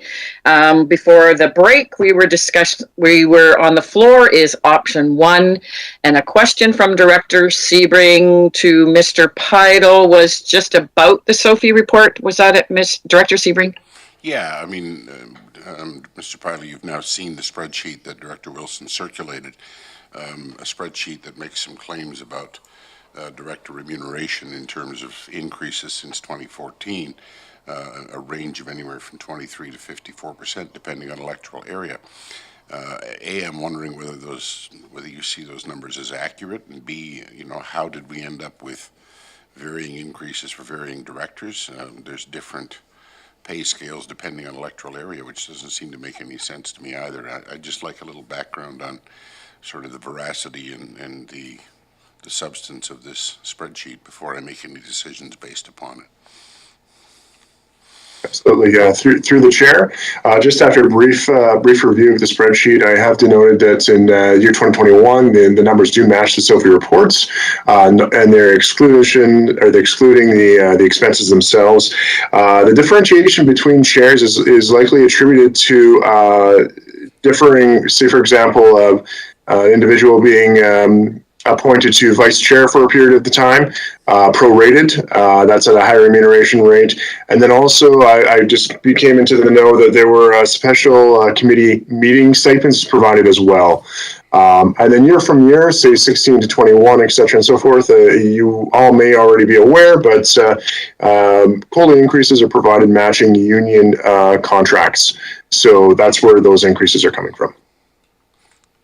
Follow up, Director Sebring. Yeah, and you know what? Thank you. I should have known that some of that had to do with chair and vice chair roles. I hadn't thought of that when I looked at those numbers. I appreciate it. So I don't know if you've had time to review the whole sweep of from 2014 to 21. And I'm not trying to cast any aspersions on Director Wilson's accuracy here. I just want to make sure that those numbers are a reflection of what actually happened. That's all. Okay, I turn to Director Wilson, Acton, and Marsh. Yeah, thank you, Madam Chair. And yeah, I can assure Director Sebring that those numbers, unless there is a transcription error, have come directly from the SOFI reports on the CVRD website. The only reason they don't go back to any further than 2014, I think, is because the SOFI has not been published prior to that. Okay, so I turn to Director Acton, then Marsh. Thank you, Madam Chair. Yeah, I was curious about the jump. I think it was 2014, and I seem to recall that directors' remuneration changed somehow. A third was was not taxed or something. I can't remember. Maybe somebody could refresh my memory. So then I think that's what is this big jump that we're seeing back then. So there was actually not a big increase. There was just a different way of looking at it. You know, I would like some clarity as to whether it's true we have our pay has increased by 30%, which when you look at those numbers, when you take a small number and add a little bit to it, your percentage becomes really high. So it's actually not a very accurate way to look at it either. But I see that Ms. Mohan's here. Perhaps there's an answer to that. Okay, go ahead, Ms. Mohan. Ian, are you okay if I answer? Did you want to answer or no? So, Director Acton, yes, you're correct. Through the chair, there wasn't a change to the federal tax laws. I think in 2017, I would have to check the date, where it used to be that 1/3 there was like a tax relief on expenses that expired, and as a result, there was an analysis done of how we could compensate and keep whole elected officials' salaries based on that federal taxation change, and so there was a greater than usual adjustment that year. So you're correct. Madam Chair? I have you on the list. Yeah, I just have something. Okay. I have you on the list. So it's Director Sam. Where was I? Director Acton, Director Marsh. You're next. Yeah. So I thank Ms. Mohan for that. This is something new, you said. Yeah. Well, I'm just going to clarify what Ms. Mohan said. because according to my recollection and also in the statements of financial information cover, it was 2019. So basically it was the beginning of this board's term that the previous 1/3 tax exempt part of your remuneration was taken away. So in effect, if you have other earnings, then it brings your taxable income up. And so I think that was part of, if I recall, and it's been a long term and what people have said about all the things, COVID and everything, but I think that was a big piece of why in 2019 and 20, the board was looking at how can we address this, particular for EASC, because if you're getting a pension and it's taxable and then you're suddenly going up in a tax bracket, you could be effectively getting less overall of an income. So that's all I wanted to say, was that many of the new members on this board probably don't know that prior to 2019, 1/3 of your stipend, not your expenses, your stipend, was taken off your taxes when you were filling them out by the federal government. Thank you. Thank you. I turn to Director Salmon. Then I'm going to call the question. Back to Director Martman. Director Salmon. Yeah, thank you. So a couple things. So just because Director Marsh mentioned pension, I just have to say we do not get any pension at all. It doesn't apply to directors. Just to Director Sebring's question, the base rate for all EA directors is the same. There's some variation. Things like treaty work, that's extra work, you do get paid a little more for it. Accounts for some of the differences.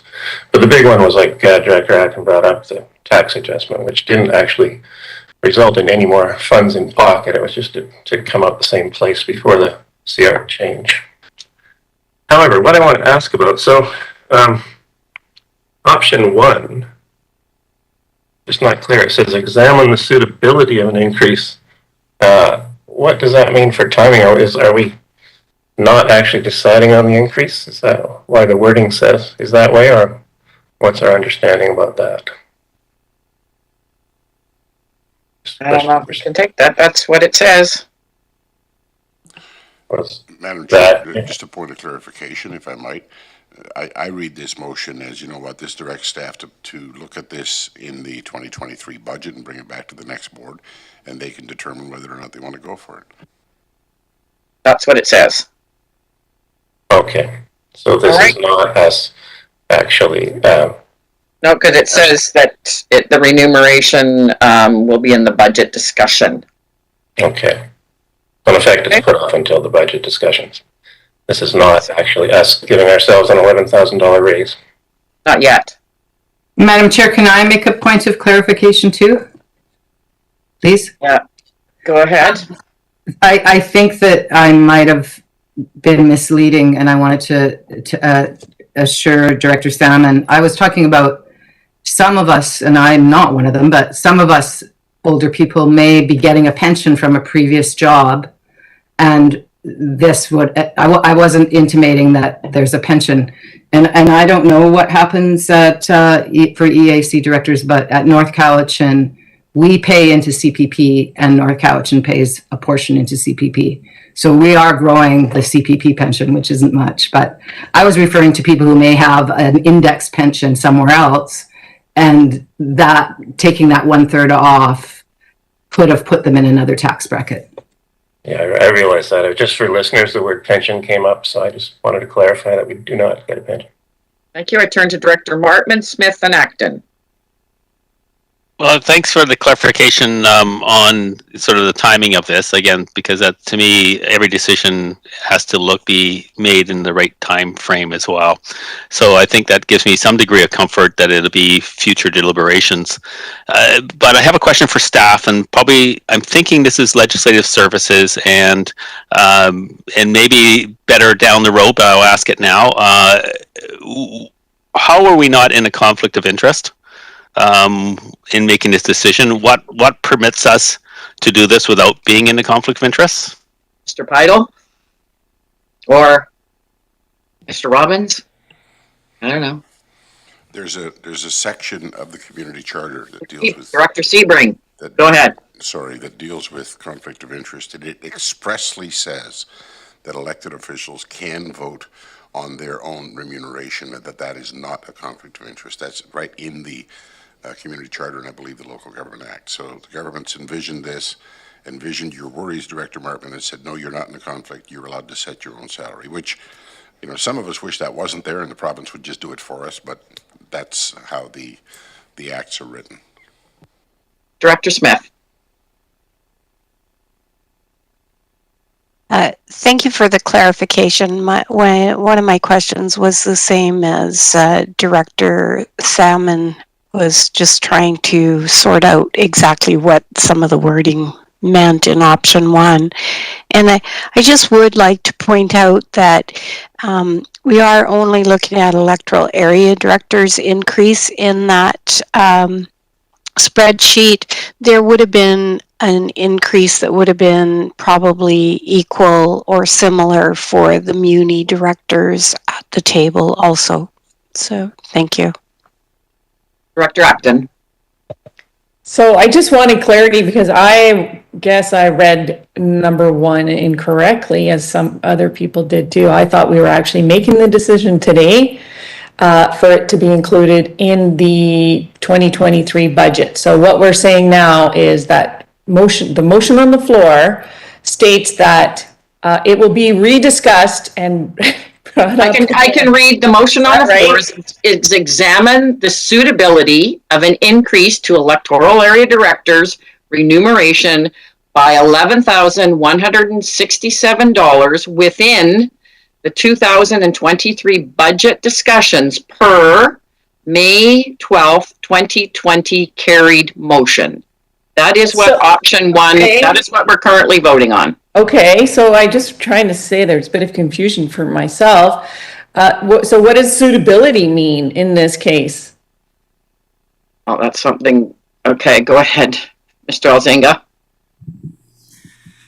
Thank you, Madam Chair. Staff convened during the break just to examine some of the language, and my understanding from that conversation was that the process to determine the $11,000 amount was not complete. It was a suggested amount to the board, moved from committee, and so there were no comparators or any other analysis at that time, or that process was not complete.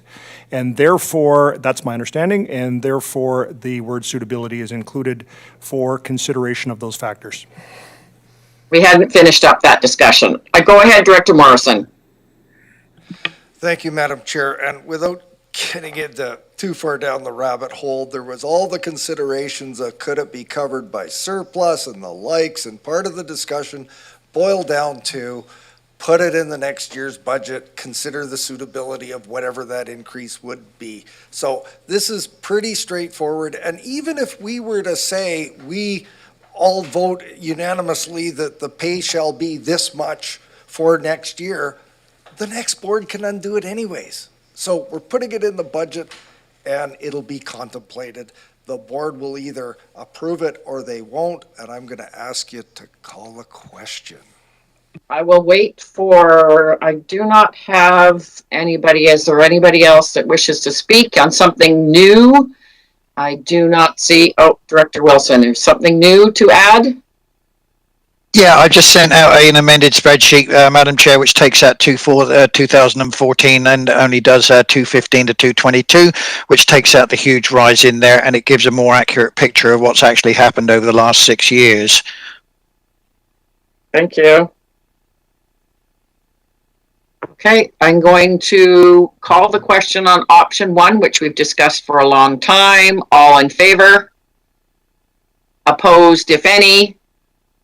Motion is carried.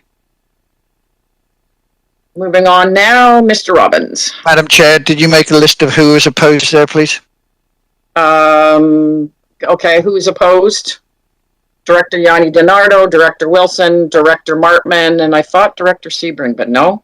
So Director Smith. Director Smith, Wilson, Martman, and Yanni DiNardo. Thank you. For clarification, was that a weighted vote?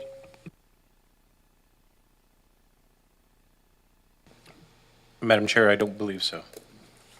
I can confirm that, though. Okay, not that they were all electoral area directors, so wouldn't have been too much weight on that one, I don't think. Okay, turn to Mr. Robbins. Madam Chair, there's nothing under agenda item 12, public hearings, under agenda item 13, bylaws, B1, that CVRD bylaw number 4435, manufactured home park bylaw 2022, be granted first and second reading. Looking for a mover? Moved, seconded? Moved and seconded, all in favor? Opposed, if any? Sorry, Madam Chair, I had my hand up. I was looking for quite a while for anybody even to move it. Go ahead. Okay, sorry, I was just trying to pull it up. It's in your just agenda. wanted some. Is it not in your? It's in your agenda that we're following, correct? Yes, it is, but I just had to flip back. Okay. So I just wanted some clarity because there's a bit of anxiety in the community. In my community around, there's been a couple sales of mobile home parks. And so, some members in the community are worried about what that may mean. So I just can't remember what the changes were on this bylaw. So, and I looked through it and there's nothing highlighted so I just, could we just have a refresher as to why this is on here today and what has been changed? Ms. Breen? Hi, good afternoon. I'm presenting this report on behalf of Valley Garnet. The bylaw already did receive second reading, and this was at a time where local government requirements changed, and so it's being brought forward to you again following the new process, which is a waiver of public hearing. In terms of the actual content, so there's been no changes from the previous time where it was presented and given 2 readings. And I am just going to quickly go here to bylaw 4435 deletes ultra-virus content and moves some content to the electoral area zoning bylaws. It retains regulations pertaining to servicing and general siting and setback requirements.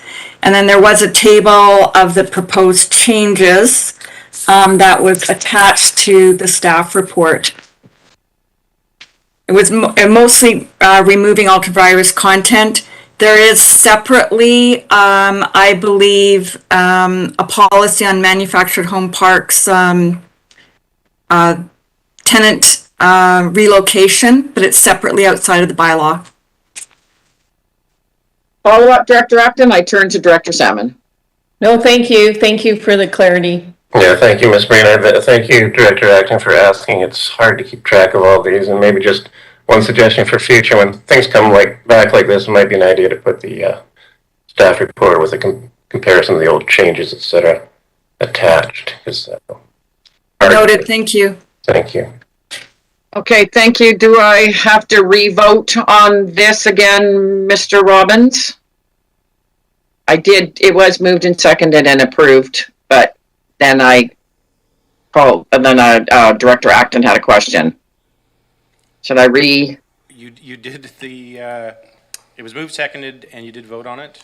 Director Smith has her hand up too, Madam Chair. Yeah, I see Director Smith, but I'm just getting clarification from Legislative Services if I need to call the vote again. If there, with that new information, if you the vote can be reconsidered and you can take another vote.